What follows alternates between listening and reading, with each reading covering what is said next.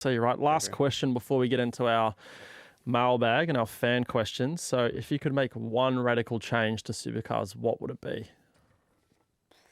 No practice. No practice. Just straight into qualifying. We I talk about this quite often. like it.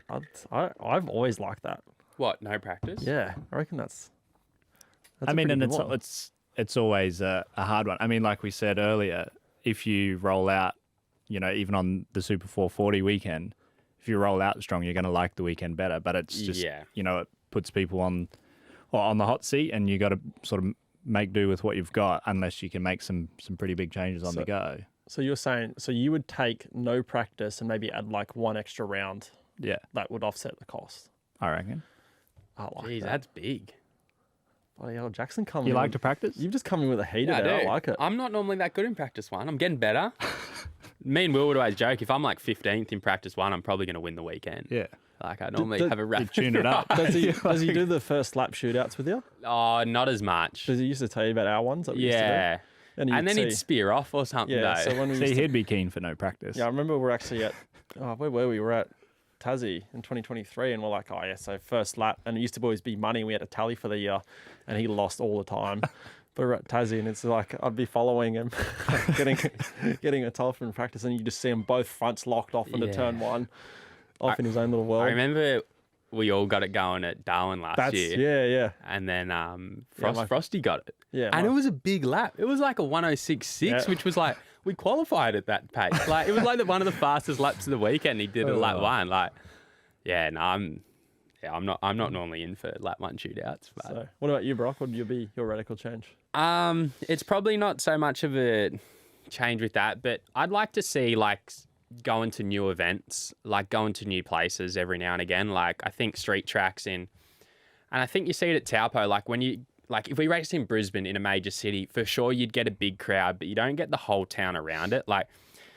Or you go to Taupo and the whole town is so excited. Like I'd love to see some, more street racing, maybe at like the Central Coast or something like that. And I think just mixing it up every now and again. Like I think QR this year is going to be huge. Taupo last year was huge. I think, sticking to the same tracks is great, but I think if we could try and add one or shuffle it around a little bit, I think, just get better. Just mixing it up would be good, I think. Yeah, exactly. Like what they're doing with the racing. Yeah. They're just trying to mix it up. I know the cost is obviously hard, but, Sydney was a great spectacle, but fan-wise, we're not getting huge numbers there, probably because we've been there so much as well. But if we could start with the new street race. We got Perth. We got Perth coming. Hopefully can kick us off. Yeah, so pretty exciting about that. Yeah, it'd be good. What about you? I don't really. That's probably a good question. I think for me, I've always been pretty.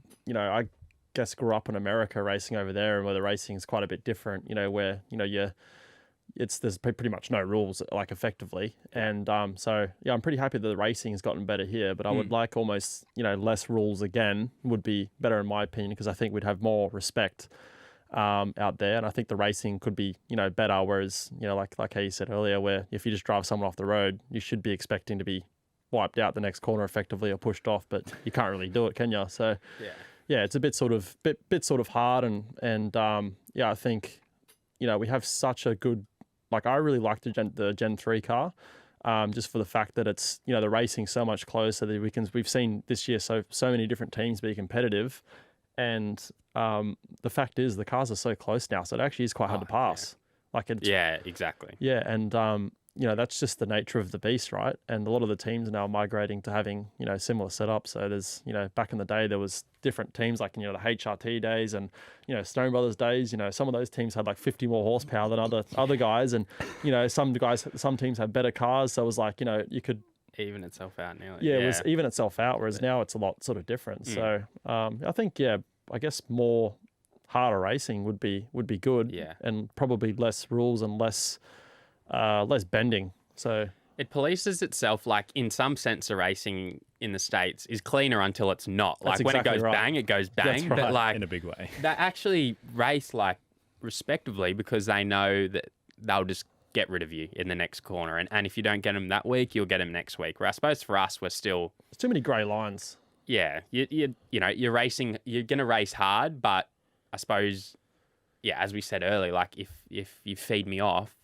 and 5 laps later I put you in the dirt, like, you know, Yeah. you're going to get a penalty, which I still think's probably, I don't think you should like be able to fully wreck someone, but if they get rid of you, you should be able to rub them up, which I think there's more I think that's a bit more lenient this year. Yeah, I think so, but it's been, I guess a bit hard because, we get told at times that front to rear is not allowed, like, at all. And then we've seen, like, at Sydney, it was, I think, a 15-second penalty for Cam Hill. I think at turn 2, and it was barely a front to rear. And then the thing happened with me and Chaz, and it was like, oh, no, it was justified because he had a run, and apparently I blocked. And it's like, oh, okay.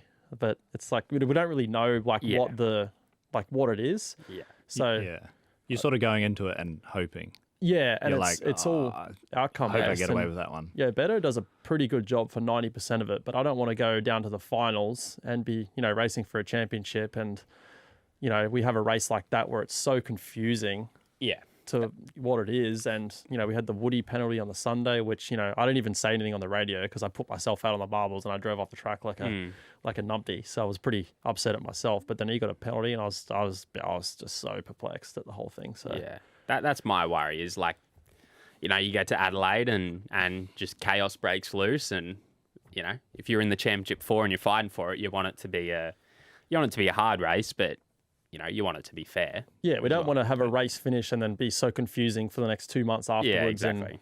In I guess appeals and things like that. It's not what the fans deserve. So yeah, the fans want to know that the person that won the race has or won the finished race. this position that's where they finished. The champion. It's not. Yeah. Oh, hang on, a couple months down the track, we'll have a new figure it champion. out. yeah, like remember Bathurst back in, I think it was 14, between Jamie McLaughlin and Tander? When remember was that that? rejoin? Must have been Morris won 14. Oh yeah, sorry. then Yeah, so it was 15 or 16. It was 16. It was when Yeah, Davo 16, won. Yeah. Yeah, and then that was in. Well, yeah. Yeah. Messy. Go.